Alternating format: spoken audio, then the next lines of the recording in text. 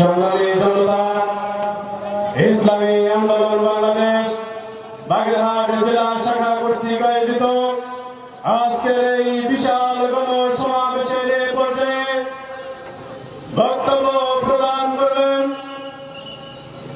ইসলামী ছাত্র আন্দোলন বাংলাদেশ কেন্দ্রীয় শুরার অন্যতম সদস্য, বাগেরহাটের কৃতি সন্তান, ছাত্র নেতা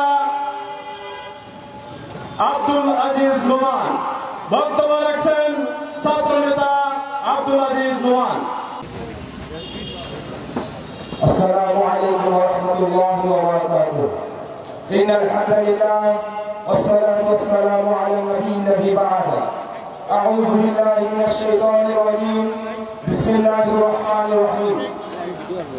وما لكم لا تقاتلون في سبيل الله والمستضعفين من الرجال والنساء والولدان الذين يقولون ربنا أخرجنا من هذه القرية الظالم أهلها واجعل لنا من لدنك وليا واجعل لنا من لدنك نصيرا। সংগ্রামী সাথী ও বন্ধুগণ,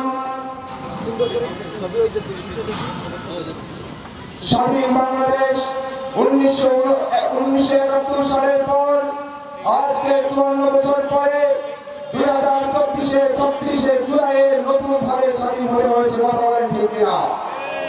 প্রিয় সাথী ও বন্ধুগণ, আমরা স্পষ্ট ভাষায় বলতে চাই, এদেশে 1947 স্বাধীন হয়েছে, 1971 স্বাধীন হয়েছে, 1924 স্বাধীন হয়েছে, আর কতবার স্বাধীন হতে হবে? কথা বলেন ঠিক কিনা?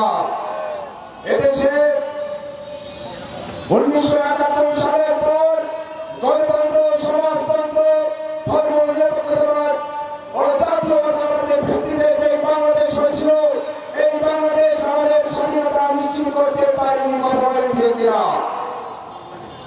আমরা বলতে চাই, পবিত্র কোরআনে আল্লাহ তাআলা বলেছেন, আর তোমাদের কি হলো যে তোমরা আল্লাহর পথে লড়াই করছো না, অথচ সমস্ত দুর্বল নারী শিশু তারা আল্লাহর কাছে ফরিয়াদ করে বলছে, হে আমাদের প্রতিপালক, আপনি আমাদের কাছে একজন সাহায্যকারী পাঠান, একজন অভিভাবক পাঠান। কিন্তু এই নতুন বাংলাদেশেও আমরা দেখতে পাই, মব জাস্টিসের মাধ্যমে বিশ্ববিদ্যালয়ে মানুষ হত্যা করা হয়।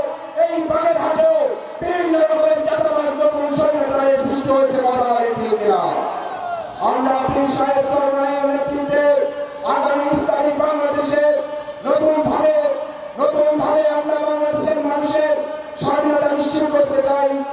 পাশাপাশি এদেশের ধারা শিক্ষা ব্যবস্থার সর্বস্তরের শিক্ষার্থীদের প্রতি আহ্বান, আপনারা ইসলামী ছাত্র আন্দোলন বাংলাদেশের সাথে হাতে হাত মিলান। আমরা সবাই মিলে একটি সমৃদ্ধশালী, একটি উন্নয়নশীল বাংলাদেশ প্রতিষ্ঠা করব ইনশাআল্লাহ। এবারে আমি আমার সংক্ষিপ্ত আলোচনা শেষ করছি। আসসালামু আলাইকুম ওয়া রাহমাতুল্লাহ।